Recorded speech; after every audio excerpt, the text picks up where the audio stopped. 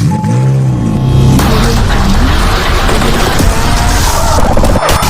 تنسوا الاشتراك في القناة وتفعيل الجرس ليصلكم كل جديد. I grew up in Scotland, and for a while there, my life was the full train spotting 9 yards. I had the addiction, the swearing, the no money in my pockets, the whole bit. And back then, if you'd asked me, or anyone I knew, what Australian food was, I would have struggled to tell you. A pure chance encounter with an Indigenous Australian playing the didgeridoo changed my life entirely. I was headed in a one-way road towards, a pine box or a prison cell.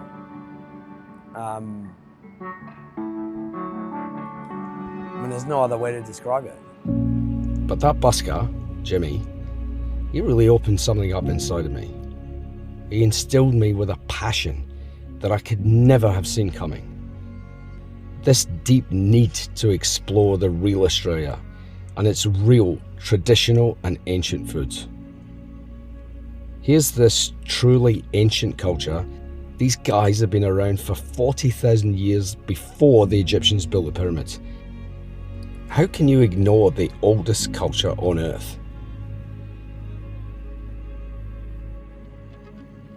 Learning about Indigenous cultures it certainly has changed me as a chef, but more importantly, I think it's changed me as a person.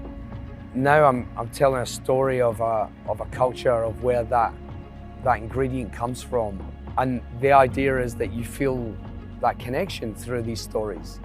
And that you go off and you think about Indigenous culture maybe a little bit. It just plants a little seed, and if it prompts you to learn more about it or even just give a moment's acknowledgement to Indigenous people, then we've done the right thing. We got into the topic of bush food, on just what is real Australian food. And suddenly, everything changed. What makes me sad, makes me angry, is that a lot of Australians don't appreciate just how rich our food traditions are, how much more this country has to offer. I don't think it's just me that's getting something out of it, and I think they feel so passionately and so strongly about not just the culture, but sharing it. As we say in Arana, our meals are an insight into the shared learnings of working with Aboriginal elders to give their culture a voice through food. Our produce is sourced directly from communities that harvest the land and the waters of South Australia and beyond.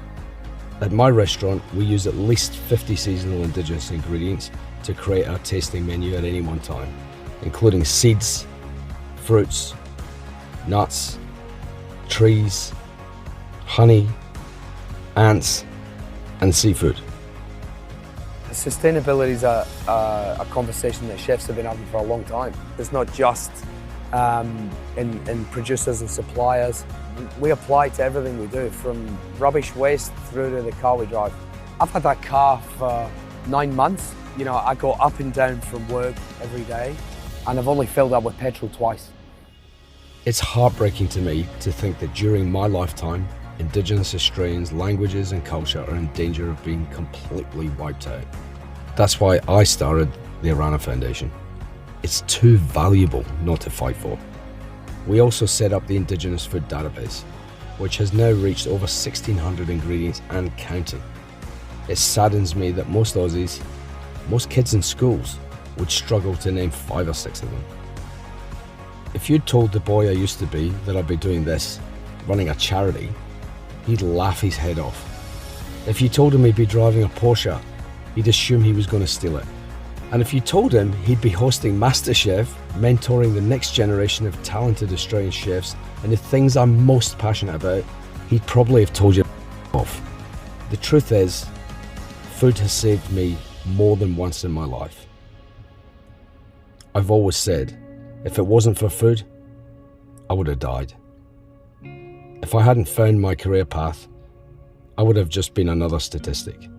The only thing that will stop you from doing a drug is finding something that's more compelling than it.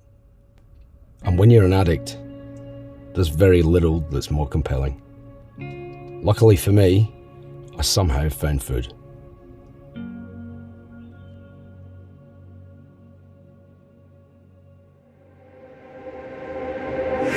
Do not forget to subscribe to the channel and activate the bell to receive all new. Thank you, my dear friend, for your support.